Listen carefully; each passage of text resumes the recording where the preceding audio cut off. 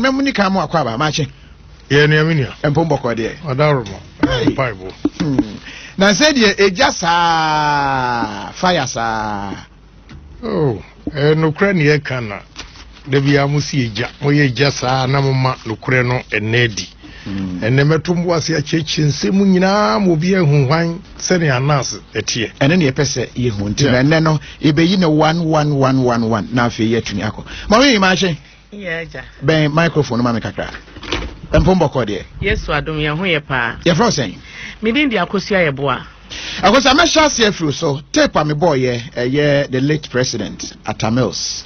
A used to announce video at the Yajuma. And Tiana said, a big cow. What do you never say?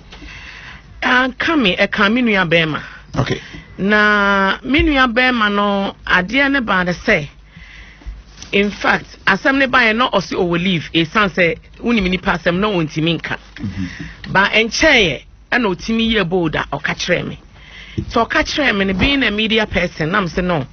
And you make a share tape no. Tell me share video no, and I'm share. Now I'm share, and what I really saw was that he was being, almost share no. Emma, I didn't cry a year, no to say video no, ya edit it, and ya kasa edia to video no so. If so, we a media person, miss me a media person. And I know say obi edit bibia o share pitching no cry pitching no near the same. You can see say and now you can hear say voice are ekasa way any the other voice is from different environments. So joining the two together, you know say there is a difference. And we are number one. What really happened in the video was that the man is at lab, a steps lab at airport. Now on your head. Senepa no koye no. The first man, your friend is saying, your friend Mr. Anokwache. Okay. Ebenezer Anokwache. The first communication on the video is that I sent Okuta phone, or say I sent somebody to deliver a message to you. Was the message delivered? Or say no. Or say then I'm calling the guy. Or say no, please don't call him. Don't call him. We'll give you 50 cedis. No, I say 50 cedis for what? I am going out. If you want something to be done for you at this particular time for 50 cedis, then call my assistant and let them do it for you. Because if you give 50 cedis out, how much is my share? How much would they give to me? Like 20 cedis, so I'm not taking it, I'm going. And then he left the scene. Then you could hear the voice again saying that, you can't say, you can't say, 1,000 Ghana cedi, I am mountain of Bufuana. And Minia Berma, per my own discretion, Sawoti, who catch Robi say, 1,000 Ghana cedis. I don't think the fellow would come and insult you by telling you, say, Obama 50 Ghana cedis. If you are taking a bribe from somebody and you demand 1,000 Ghana cedis, reality, that fellow will not come in front of you and tell you, say, Obama 50 cedis. It's an insult. So, to me, a hono kakrane, it doesn't hold. And see, at the end of the day, the other person in the video, you saw that they were negotiating with another person, and then the other person took the money. So this man in question never took any money from them. But our dismissal letter, I'll bring a copy to you. He was dismissed 5 years ago, and he's been in the house. He has worked for over 25 years, and it's very painful. No entitlement, nothing. And he was in the lab. I think not just one bribe no. One in the video he didn't take it. And then the scenes now are joining were separate scenes. Yes. Wow, would they made the copy bread when I was sure ube who say a separate scenes now are joining. Even in the video, you won't see him taking the money because he left the scene. Or can't say, what the 50 cedis bar? Ahina menya 20 cedis. What the assistant now and Kasa. Then he left the scene. So in actuality, he never took the money. What can Shannon Sam say? That's why I said I have a copy of the video. Yeah, my whole video. No. We'll work on it now. Yeah, say in course of this interview between me, play audio out of it. Now, and then see, we just wanted that as a case study. Yeah, the share in common as it. Yeah, that's a pa. I remember also honourable Kennedy Japan. First of all, the general questioner.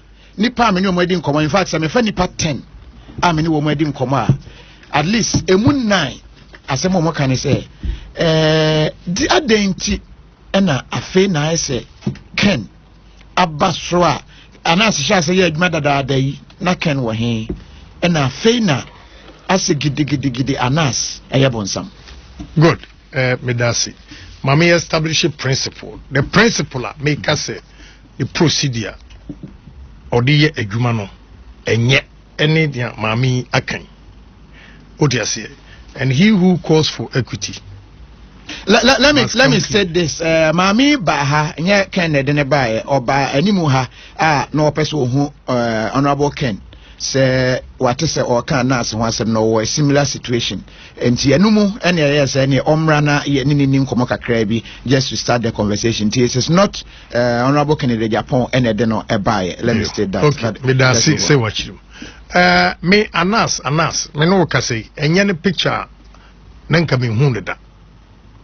Na enyoma koso me interested in it, but this particular one Ghana for bisa say me interest were here. Yeah, a fellow came to me and waka say ujafu anas ba me ho ba ensem say waka be 2 hours na omba kwa interview kabo omsi omu wo text message between Kabo and Kwesi Nyantechi. Into omo kwa interview no na okase onim hohwea na o de video no o show say Kabo editro anaso is into oba hwehwe ne ka chen say anas no ba ka chen say mo nkasa na so what is going on. Che me frɛ Kabo no oba no o ka kire me say eye Kwesi Nyantechi eba ne nchen eka jenso opese okohu president or investors bi o Dubai into a percent ko ma omu date na o ma investors no eba. Okay, into oni ne call hono luckily na president eko Kumasi o dey say enti o ka so mra the following week enti wantimi amfa na anko ho makasa ni nyem no first person be explain it chem say anas na kasa ka kire ne say investigation omuye no na for GFA, but the fair BBC phone were pushing him to extend one here nanka obegu president anima, so he had to truncate it. Nam so ogu nanima sesa de and all catch them say anas say omni Kwesi Nyantechi ko shia wo Dubai first or come Morocco a chain was Dubai and almost setting up enti Nyantechi catch rom say na muntie niye baby I had been to send your mama ken. I've had opportunity also to interview Nyantechi. Yes, and the question comes up. I say a boy called Ahmed. On show the picture. Ahmed no. Say guy be war Northern region. Yakubu have to get the correct name. And Wabaka Chilenya on Northern sector no football whatever maybe football munti. Okay. Wabaka Nyantechi say there's a boy, your friend Ahmed, or see, or Sheikh and Dindi Atani, one of the big families in Dubai. Now, a person or sponsor GFA 3 years, every year, be Obama $5 million. What you say? This is how Omudinya Nyantechi. Enti Ahmed in the Bayern, and all catching and say they were doing business with NBC. In 2016, now Ghana for Obuchia Nipano into Omutieni. I don't believe the boy. Now, Minimsa or the tricky question or say, and it doesn't mean Muhammad took a bribe of $8 million. No, that's not what I'm saying. But I'm quoting what Kwesi Nyantechi told me. Say, guy no a kai. And this video no more. Monsha Saboy no ka say on my NBC for in 2016. $8 million bribe to Muhammad. First tranche no $3 million. Second tranche $8 million. Enunti ena kwesi nyantaji zikaje na abaya egukura no musu tua $8 million there. Ene current year mo pese omso mo baye oil refinery. They're going to spend $1.5 billion. Plus ombe sponsor FA for 3 years, $5 million every year. Obviously, a lot of us will go for that. 1.5. Also, by Minister of Energy, Okrabe Bona Mania said he has investors. Ombe invested $1.5 billion. So he got carried away and said, look, Cesadia first, okay, my jump, or see, almost at a meeting. Emma Onutra ticket called Dubai, Omama, and Bufuya. Then they say, oh, so Liberia president ya Jowia, and also we want to sponsor him. And you want to create a ticket, first class ticket, Emma Jowia, and in Ipamianu Kano, Ekotna, Dubai, 5 days, and also announce some so-called businessmen and show up. And a guy Bufuya or Bessenakoi. And I saw them court. What I say, and this same guy in Tamale, Eba say, a failure, Oma ready. First, now, shake our turning at Tupani. Good. When you know, I am not saying, sir, I believe what Kwesi Nyantachi is saying, but he's saying that this is what transpired. And he, Okachirom says, Samomo say, Motia $8 million, Ama Mahamadia. And your sitting president, Obama, mo business $1.5 billion across the and you more than $5 million back for president, $3 million for vice president, $2 million for minister, $1 million for the deputy. Also, he said it, he admitted, he said it. The governor Maka say $8 million. Ashe, we go to the Mahama. Oja say. I think to Omuko meeting, Omushi at the past 6. There's my first year second boy be a Okamu. I'm the only Yakuna. Omuko, I see 3 people, white, Arabs upon 3, 6, and Umko Shai. And he was here, Hona Kasano. Shaking, yes, sir, on T Brofo into a car, and now T Brofo crowd away shaking, Tino, your back also be translated. Into a ya, not a medal, I translate. To us here, Hono. Man, $40,000 or J $40,000. To J $40,000. And it's coming. Omade Chenana. Omade Cheno is a bribe when you almost him. And you also a or this cano airman or shaking the man or say, Ahmed in one or nay, and now see you setting up, say, Ahmed in this cano. And Ahmed is old Debbie. Mimini Ahmed shaking air, Juma, and this a Mimi Jissicanoa.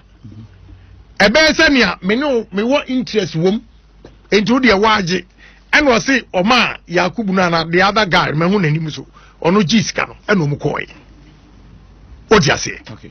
Now, what I am saying now is that Obia Bisa say, I didn't know now.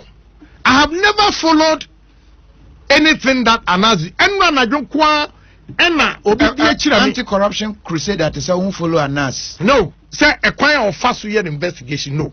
Okay. And Nanu Kwanam who and run a joke even the special prosecutor yeah, took him on. Yeah, or share article be by right. About I'm ready anyway.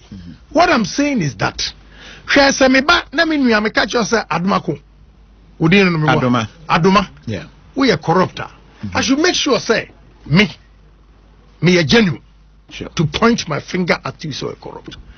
I want to establish clearly say Anas when you're corrupt. It is always a custom officer 50 Ghana cedis. You're for 25 years sir. Anas, evidence I have about him, he has to be hanged. I'll see a hanging Anas for the evil things he has done to Ghanaians in the course of the investigation. I want to their massive wealth. I want Ghana me want picture video. I want no name. The boy back some Larry. Omuti boat so. Because who they work with bribe? Me say Anas or bribe. What a bribe? I want to land. Me pepe. Right? Najuma wa ye a choir of faso inducing for. There is one man I know here MD4 Unibank. A friend Felix Nyankupon. Mumisa Anas say a choir band of faso. Emma ye Felix Nyankopon Edi. Video na way on famra. And no should be video number what? Anas say video number 12. May I state it categorically. Say Anas over videos over 40. I didn't think them 12 for pen or the other. The reason is simple. Those who paid, he took it out. Those who paid, he didn't bring it out. I didn't Ghana for Moya Bonisa. And you support such a person? Anas as someone or Bekendiano was him a dance, you know the video about. Good. What do you know what can? I say, Kwakuba Akobese, you are just blowing hot air. Me blow hot air. Yes. I dance young Kasa. Chronicle. Chronicle. One. Paper no. Chronicle. Asema me kofa ba ya. Na me blow hot air. And then what has happened? If you call it hot air. Now I'm going to challenge my very good friend. I respect him a lot. But Ogufu gradually. Obi wafutu obi a omfama Kwakuba Aku because me maka just am respecting him. Until I'll not do anything there. But I'll challenge him to me the evidence baba. I'm one who say onim the boy no. He doesn't know the boy. Kwakuba Aku and then more tape we. Na me my background of the tape. Last week, boy be kasa your friend Hafiz. Ewo Mimi station. And okay FM so man a chance. And net 2. What he said was that he paid $50,000 to Anas. And a 419 case Anas basa. And in the course of Kwakuba Aku explaining, defending Anas, he gave Anas away. Because or say, boy, you a froster. It is true. We're a froster. And then a case in here basa. And then Kwakuba Aku na case in a basa. Case a court. Anas who na investigate. Emma ya chisa Hafiz no. And then a sad case in Ibasa, $1.9 million. And no money to Ama Bank. And then a case in Ibasa.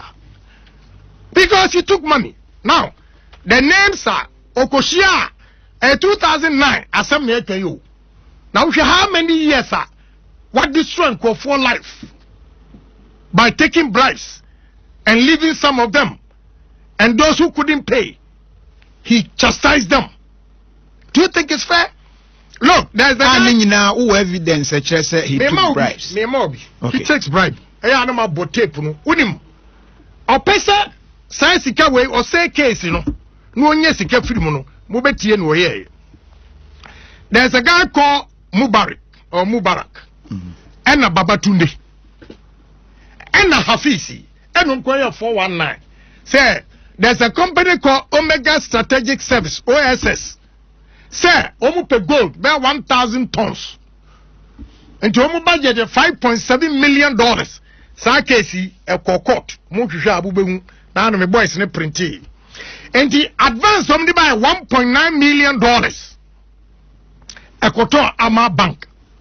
And these guys, omu nye gold dealers bia, they were duping sa company no. So they started distributing the money. And there's a doctor called Dr. Adam also. And an young kufoni sa a strategic service for Omega strategic service for. And you are the assembly announce or investigative man. Obia assembly or investigative police for achi a yinano. Na announce affectionate. Ako New Town. Announce your video no identity won't show.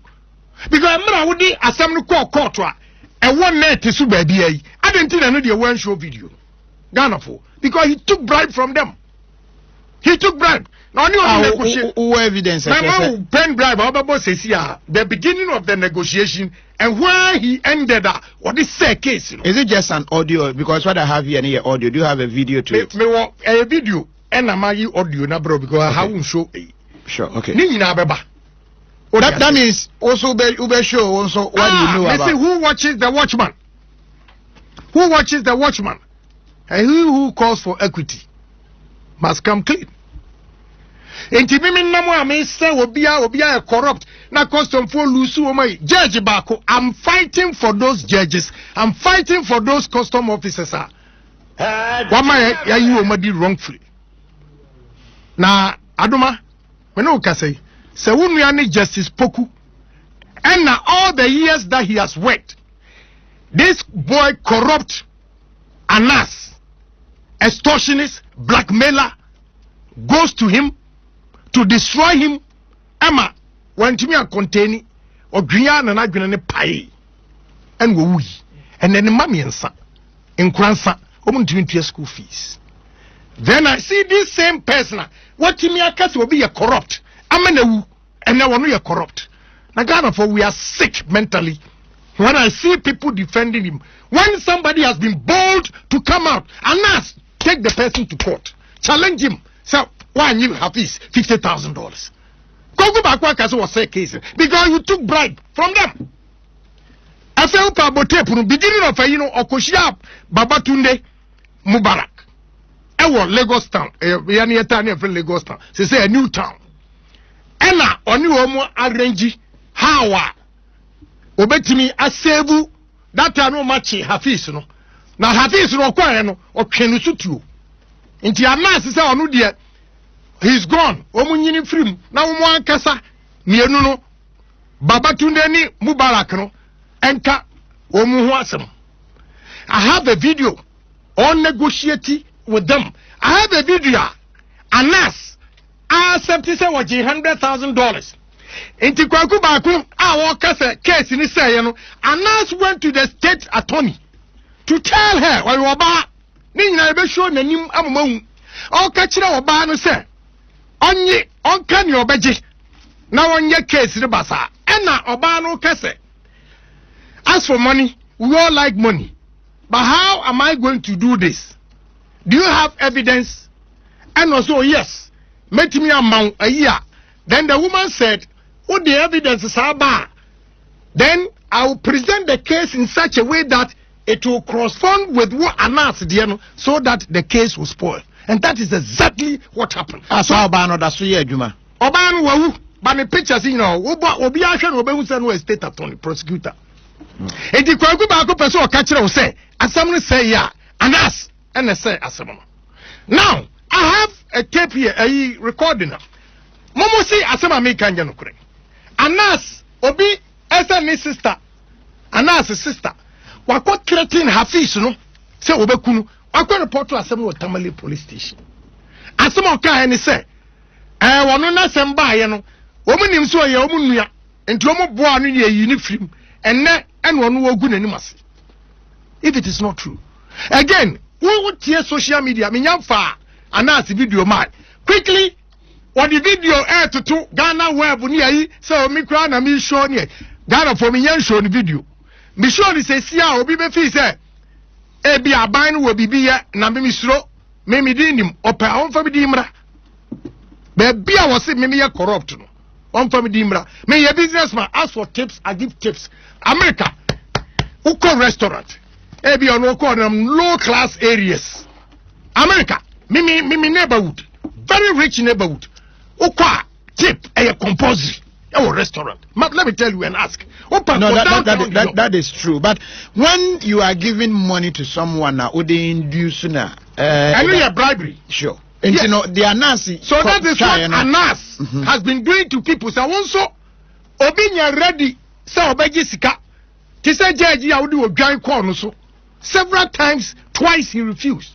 You push the man to accept Ogaino. Ogain, ya unity. Now, Anas kwaji obi $100,000. Judges, me say my dad kwakuba kuni Anas. Sir, judges, how many of them don't treat you come out when you need free? Yanko be tria boy waker. Now, obewu basa. I was at one more. Nitini. Anas, please. Hey, obewu basa. Nitini. Anas when you check not one pro from the tree to the body. And yes, I say Yamian saying Yanko for the evil things he has done to Ghanaians and the evil things that on one casa. Oh, yeah. Ken, when is one ten is Jensen Trefui? Yes. Wamai Ghana, it is believed to say politicians more corrupt. Agreed. And so we need journalists. Because they say as Americans can be corrupt. Me here dance here. Good. And so getting the evidence, that is what Anas is doing. Good. And if we run Anas down, please, what are we doing to our system? What system? Bogus system when you have a corrupt, evil, blackmailer, extortionist like Anas to be your hero to investigate people, then it's a bogus system. Bogus, very, very bogus. If your hero is announced, you are bogus. Because or you're corrupt, or you're within first class. If you know the information I have about him, you have no idea. Now, mama background of how Hafiz no bekasa as wajin $50,000 no. Or say case no. If you more tape na the amount voice no bo. Na me ko China ba. Me ba be show ni nyina. Mumi say why the contract no a okwa investigate say or the mark or set won to me up. Chema won to me. Yes, or the mark or set chema won to me up. So that obek ni investment na omako gunu adwuma no. Anas emra out. Anas emekan kire Ghana for hey Tigo Airtel Global what Glow be a na account me communication here. Vodafone. Monko bisa MTN say e dey a contract and woman Anas sign 2013 it will come up. Yes, MTN any Anas contract on any sign. No, but what do you say? Stay tuned. To do what? What do you say? Stay tuned. What the companies will fall in this country. Because I'm ready to die for the truth. Because nobody who can Bonia and now said the way I was in bribe, nobody deserves to be sacked. Nobody deserves to die. No, are you saying that those people were not corrupt? And one more I said they are corrupt, but because also you are corrupt as you are. Precisely. Okay, precisely. So they could be corrupt. Yes. But you don't want a corrupt person to corrupt. Yes. So what they Matiamidu Echo investigate you, I don't have a problem. Okay. I'm telling you, what the Matiamidu Echo investigate you, Ekasomi a corrupt, I don't have a problem. Because Matiamidu will not take $100,000. Now on one kasa Adi man contract so on investigating. No was a chile a case in the basa. Matiamidu wouldn't do that. So I am not saying sir Obi a corrupter, we shouldn't expose it. No. The person who is doing it saying na what here. Me pana was say Mami or Tim in chain were corrupt. Now make an Japan I mean pointy at Mami. Misuban everything. That is what I'm trying to establish. Now Obi I will to me kwaji bribe. No what you bribe when you are getting hundreds of thousands including when your properties are kesi. We are now abase Obi give 50 Ghana cedis. Into your Juma wire for 25 years. Your unity. It is wrong. But I would say Omampania Bediide, Dr. Mahmoud Bawumia, he has very interesting points. Very short audio. Analysis to it is very relevant. People should know that what they do in the dark can be exposed. Really, I would encourage him to continue doing what he does. Problem with that because he doesn't know him. Okay. Now, Vice President Anas saying what here, he will not make that statement again. And that is precisely what I want Ghanaians to know. That is all. Say, what to me ama obi adwumagu. What to me ama obi akumu no. Now the way worst things. Ghana for some other months says obi beka. I am telling you Anas is corrupt and he is not a hero. Oh, Omra, custom for no do saying, and we you mudin freedom. Judges no do saying, I will try we you mudin freedom.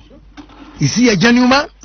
But in this, someone would you know, what come and every paper cried about front page was say JB Dankwa do Anas movie. Is that the case? May say, on any year no call out before say, Obi, but not any schoolmate, right? Schoolmate, some more journalists today, about you sit on the fence. No, or any schoolmate, may say only call out. Me no can say, I didn't see any what some mother's residence. I hope back what and I want it. I be no, I want what. Now, Papa no cook I want. But some are not the rent, it is all rent here. Good. What they defend? What's your Kwakuba? And some please. Or just me respecting but trust me. When you Nyansa, get it straight. I'm telling you today. When you Nyansa, I respect him. But when you Nyansa, get it straight. And we're out. Don't tell me. Tell that to the dogs. I said, okay, be a man. Me, I'm catching my challenge. Now he knows the way he's going about things means he knows the guy, how he does it. He comes out the documents a share and NAS company register. I brought it out and he came back to confirm. Yes, he brought it out. In fact, all the issues he confirms with documents and proofs. NAS boss kura be a juma way back 25 years. And a genuine, and I say a genuine, honest journalist cannot own those properties. Except corrupt, wicked, extortionist, blackmailer that can make those properties.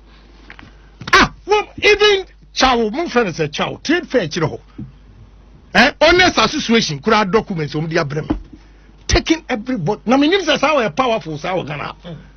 And us, Cromforsa, within his and now with the old friend. Nebuchadnezzar for threatening. Now I'm the from interesting. I'll take good care of them, man. But this same method, Anas, you see, I will call it a entrapment. Yeah. Utiana Nadwa. I say he is going to use the Anas. And I may say he didn't know. Nadu didn't know. Now the truth is coming out. Mimi say, Oba first. No, I mean, Niaminim say no. Makasa Anas is doing a good work. Okay. But knowing what he does. So why nipa tenor obey me and self because they will pay. That is wrong. On your genuine, on your honest, as you are saying.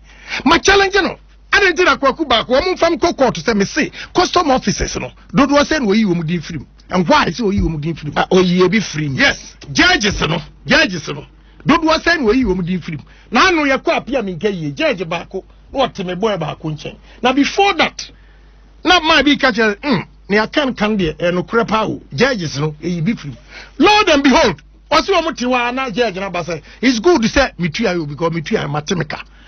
One will say one man judge and I quite corrupt. Have you changed the system? Have you announced? Have you changed the system? Because why could you bribe and now we're not calling as a for bribe. I'm here doing for kugum. What in your nature say? Bakwa ba min chawso Jack Mr. Wo and Kobodi Mr. Wara. Judge Bia would di max and mammy and Sano or Kaho and I'm not seeing film into Quamenka. Jack, in your machine book. In our video, is it bits and pieces? You see, you have a problem. You are relying on the more. Don't forget that making a Japan your editors. Sure. I'm in the media. So I know all the evil things. If you want to castigate somebody, what do you do? What about cutting and peace and pace? No more say. What you say? Never see. So who's that voice? No cry different. Master, I have them in the studio. And it's our evidence. Evidence. Only part that send it to me, but you don't catch it. Say, as soon as I say Jimmy $50,000, it's not enough evidence for you, but you are waiting for a video. Why don't you question? Say, who crash away or say why Jimmy 50,000? We are not saying. Is it not evidence? That guy is prepared. Joy for inviting him. He's coming here. He's coming here to talk. And to be better about tape, no? Kakre be teasy and us. More money, no. Obey, you know. You may start baby or start ya or who and call for no. I say what they call bribe. Maybe my men got that audio not ready. Just a minute. One corner. That's a one corner. They say, no, the fear bus will be master. Assembly will say, me one corner and American Franco Trading Enterprise. Phone Papa Fear corner. Me one corner, no. I'm not to be a just a for phone. M will be a woman. They say, Gano be a with a phone. Nasa Franco, dear. Ye phone Papa Padia, will be an himself. And your phone, Infinix, you, Samsung, Nokia, iPhone, Trump phone, or Obama phone in your Franco. And ya don't call Franco Sanso laptops, or more tablets, Sanso more flat screens, boy, and phone accessories. Now, phone send out the call Franco, and no one on near Yama. They say, crowd, only the Franco, ye be a branch, no go, baby, Adabaka, opposite Roxy Cinema, also Ecobank anymore, Oxford Street, go, and not Chema, and where the water was so come to one, and once we had sell. A business cycle, other rice, and Moon and Champe, Sansuna Madina, Hacho, Koforibia, or Casua, or Money Casua Polyclinic in the Dianimpre. Ubet means why online shopping. www.francotrading.com and answer francophones.com and afre 0302-225651 and 0546-133-188. Franco Trading Enterprise. Still, phone Papa Fie. Go. DBS Industries, Diababio, a Colorlink Plus roofing sheets. The water Colorlink Plus roofing sheets are DBS Mau 20-year warranty. Also, hey, what's a 20-year warranty? And a 20-year warranty against fading. And what you know, and Chelsea clean it by itself. Nema won Chelsea no yefe. Abridia, Calamon Sasada, a yafebo, a long lasting. Mau be nada. She Colorlink a sense to dear no one Chelsea no chi. Ubehu DBS Industries one crown. Springtest Road, you with DBS building no more. You buying Papaya Restaurant. Fraying was 0543 286 637. Anna 0577 619 102. Ubehu DBS Factories Nubi wa Kumasi Adakwajachi. Ya watamale ne takwadenso. DBS Industries. Intense Papa Fee. Do what you doing. Smile will bring the sunshine there. Yeah. Vitamin. Asa diako another level. Ebio. Ane. Say what you have. Vitamin banana aba. Hey, vitamin banana. Kodumo wode pa na fe yebeno. Papa bi combination of vitamin soy milk and kodua actual bo asabrison. Enyanindro papa bi protein and potassium ye many pa dwumu da ho yie. Ema eboa bisua nyina. High vitamin A, high vitamin B1. Wonum vitamin banana ya. Ne de ene me men obe fa shekeke. Na kodu kan ne vitamin soya. Ye dia fire drink die. Enko yisi. Ene sese ye nya vitamin variety. Oh yes, vitamin banana drink yipa ho a. Ye wo vitamin regular, vitamin choco, vitamin energy, and a vitamin charm. Enkwada de no. Mo vitamin 250 ml for empenifo any mabunu. And na 1 liter for the busuani nyina. Also for the busuani nyina. Ania. Vitamin. Eye duani ankasa. Sankratwe FDA adjatu. We are Berma, ya reba kwa waso wo dodge kura a prostate disorder. Man wo do so mu nsam hu ya wiye pa. Kai, pam no twa no anu se de bia be ma hunchu capsules. Abenwo, hunchu capsules. Eye kunlun Ghana limited for edura. Wo de China haba ma na aye. Na wa ye de ma mema nko a. Ye de self examination. Wo dwonso a wa check. Se e ba na se emo nka ye na se dwonso no ban pufuru mu a. Fast. Hwehwe hunchu capsules achi kwan. We bu ho no a wote ho a na the process mu asai. O Johnson wanya feeling bia. Wo Johnson tentem. Eya na emu ya wo ya e ka wodwe. Just what shim ansa na Johnson aba. Eya wo Johnson na bia kam. Abra hunchu capsules. Enye na wo Ghana pharmacy nyina mu. Titru Okanshi drug lane. Ne wo pedo do no frɛ Kunlun Ghana Limited 0244 13 9176. And then 0204 13 9176. We enya boys yadru a male adults. Jim FM.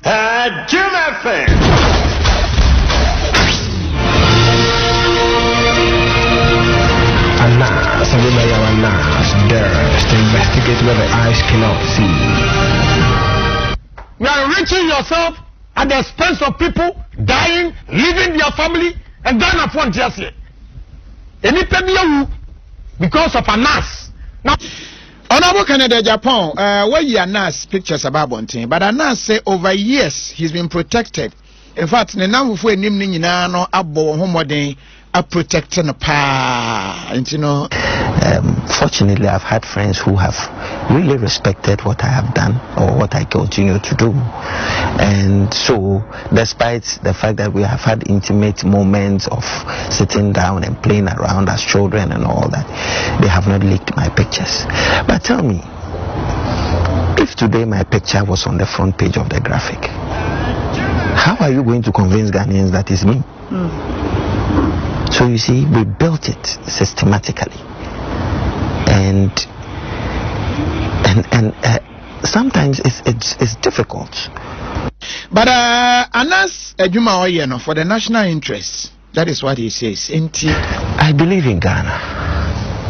I think we can make it as a people. I'm not saying that there won't be problems, there won't be political differences. There will be.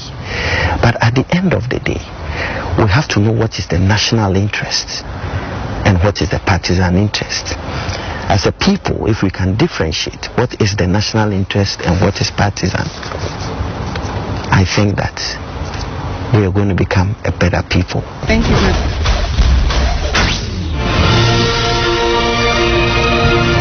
Anas, to investigate where the eyes cannot see. Baby, any who and Anas, any who. Why an investigation at Airboa or my Ghana? Ya yini pebiedi. A year adia Ghana, ye jina so de casem. Honourable Canada Japan so say or investigate Anas, who watches the watchman. Yeah. That is, you are investigating our the videos so beba out. Yes. When your videos no way. Now on one way smart organ. They are no Zika di trophies away. As when you such a gun in India. The evil that men do lives after them. Here we are see. Wa ma onyan kwantwan nkuna untwedu. Boni a wedi. Any what I know now. There be ombre no me pagana fo nyina chew. Obia wa mani papa elusi na djuma. Obia wa mani papa wunu. Anase nkoto dwanim emmompaye so we kremonia ala. So we eya Christiana Nyankopon na ompachew.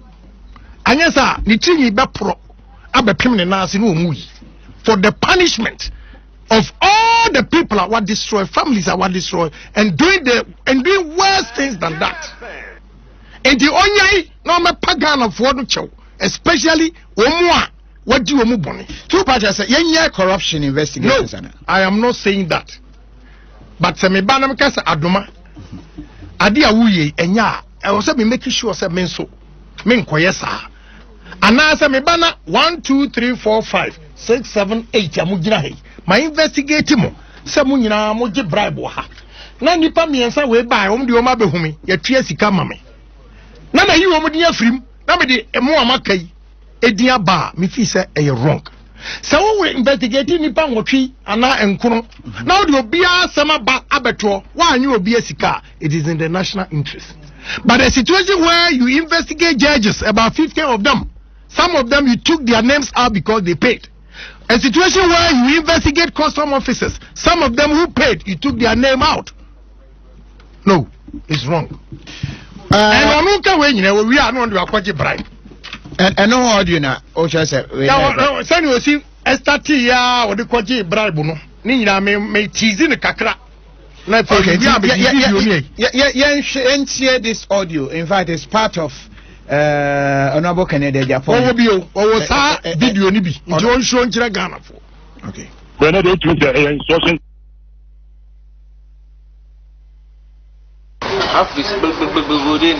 He doesn't know business.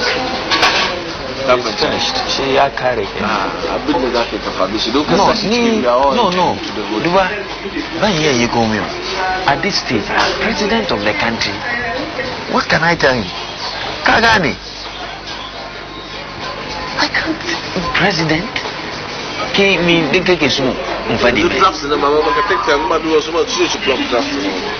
everything has been blocked. There's a letter has been sent to the bank right now. It's left with $300,000 from his account. A letter is being sent to. This is a national issue. What about those who transfer to us? Now the transfers will reflect. So they will start moving. Quickly, should I call my bank? No, hold on. First of all, I think that you have to clear yourself. That's the most important. To the police? Yes. I think you have to clear yourself. You have to know the story that you are going through, which will be credible. First of all, I will present stories to the high up first before. This is business, purely business. Anchi me. Me, I don't lie. Baba, can't understand. You shouldn't lie, and everybody knows it's business. It's not drug. It's not drug. It's not as murder. You said, it's not murder. It's a transaction between two other. Okay, now my understanding of Abin Nanduka. Okay, you are not deeply. Your signature is not. No. Me, I did not intend, but you have to protect Baba. But where I'll be deeply involved is, I now went and collected the money through my account and then give it to the other people. Yes, because they are stealing all their accounts. I think very fast. You are stealing all their accounts. I think smart and very fast. I knew very well. So, all along now, I knew very well that years ago, I'm going to block with a fast and his account over there. No block within there. Then from there, it will not go to extend that this. Then we start to settle everybody from the angles. Kagana, Shemuzona. So that it will not go far. Niba Kira, Niba Hat. I don't do Akira any day. Case in Yaba. Say what they see, what they work about. Don't think about him. Think about yourself. As for me, my involvement is not too much. See, the English, my involvement is not too much. My problem is now the account. Because now he seems to be pushing you. He seems to be pushing. No, pushing. I brought that boy to me. I brought him in friends. Kagana. I was so sensible enough, very smart. Mills is very angry. He's very angry. Ghana, Suwa. You understand who?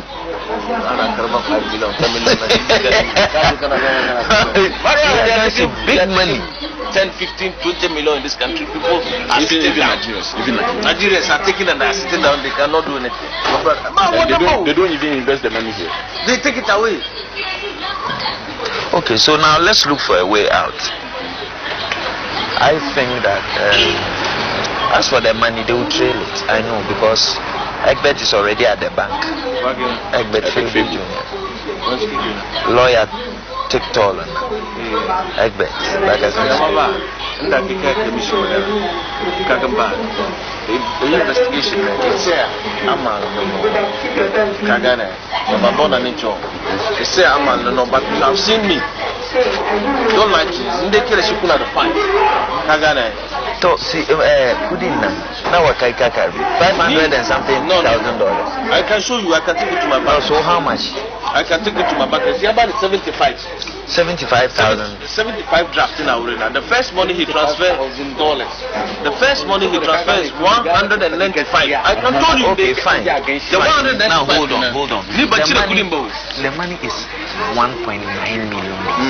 No, me and my group and Babadia group. Listen, he did only one transfer. The rest he should draw it. Oh, it's difficult. In the army, she has a lawyer. Kagane. Yeah, again, Mr. Man. She brother, she go yagan the one she go the yagan sunachi. I'm a guest Sunga Michigaska and transfer. Kagane 170. So with this, how do we know that we transfer put in Nayaba Adesla? Because the whole idea, and how do you also know that when he's in trouble, he's not going to say he's giving you money? He's not going to. He's not wise. He's so stupid. He doesn't know business. Are you getting it? And they will spare him. So if the man begins, HO, Abba Mubarakaka. Because I want to program 3 days ago. I was looking at his number. She Nafadi has sponsor. It is a Tuareg. And I don't want to see the beautiful girls.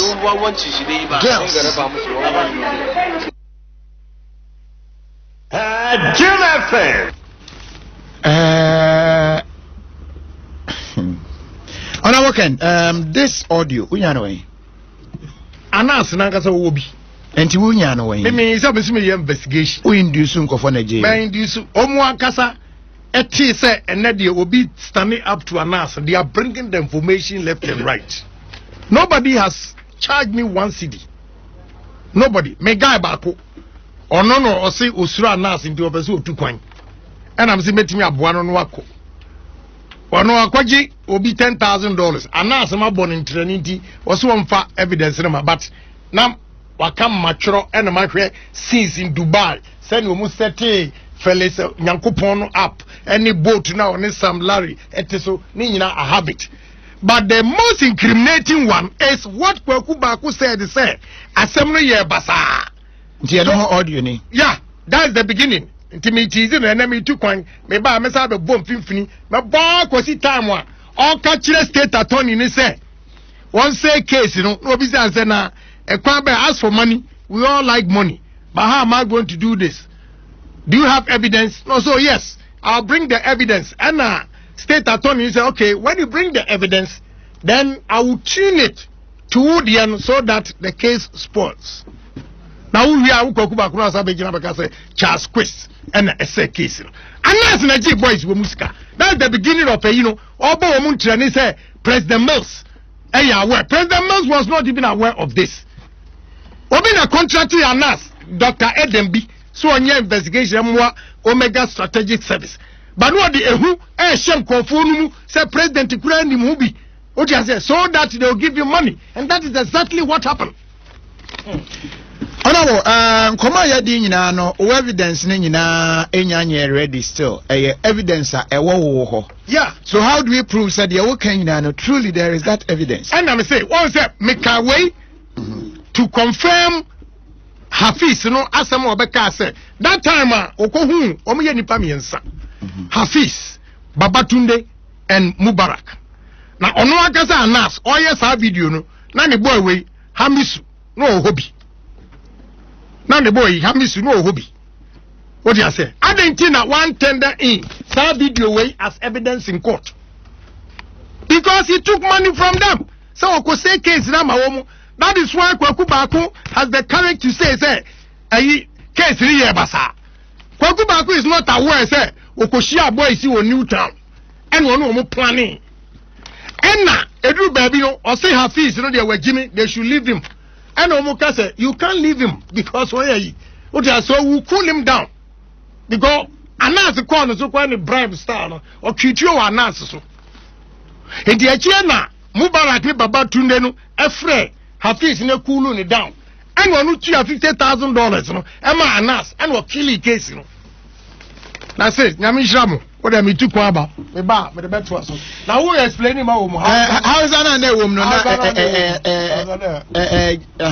How is that basically not saying? How is that a woman as a Chinese? But can honourable JB Danko do wife about one thing say and yet true or nay? But what's in crowd? What's that? How about you? What in your family? What in your family in Swabekano? What JB Bushia? Aye, what's saying? Unti, Debbie. Oh, yeah, sure. And you also grab before you so. Me mama. Me mama. Say.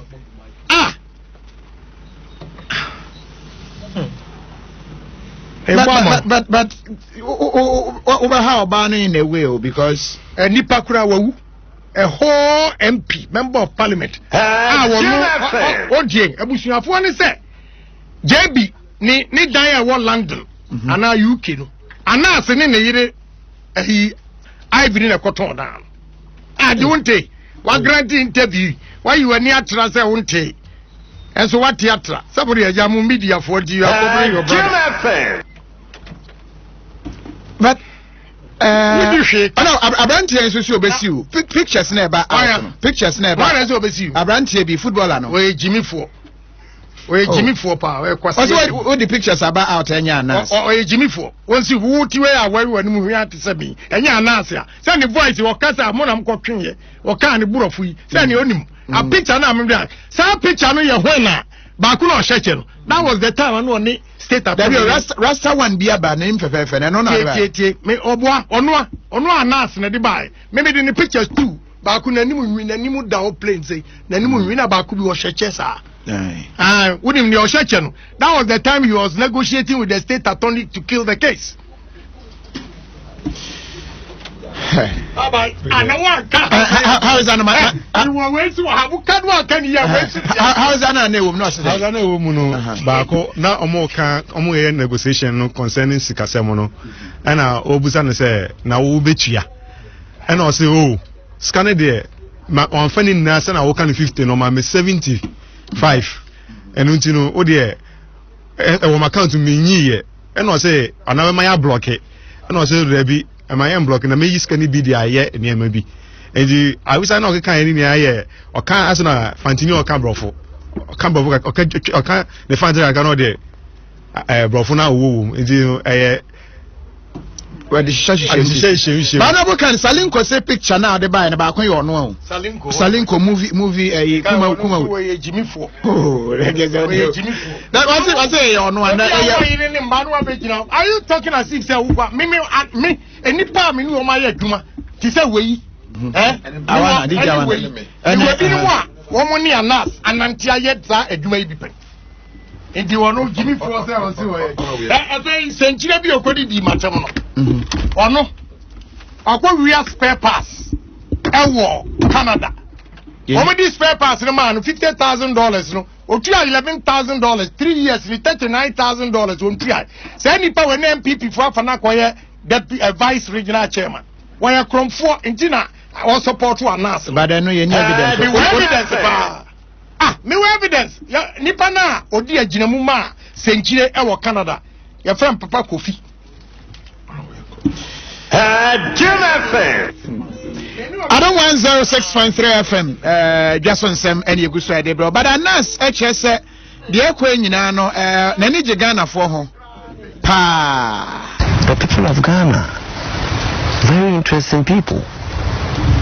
Make a mistake, they will bash you morning, afternoon, evening.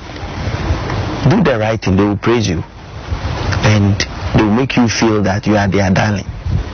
Go left a little bit and they will prove to you who they are. Very interesting people. Go to social media. They will take the issue, turn it around, move it left, move it right. And it gives me a lot of hope. And it tells me that sometimes I'm not alone in the fight. But Anas believes he said you're tamfo. So generally, journalism has a problem. It's a hazardous profession, and once you touch the fire, you cannot expect it not to burn you.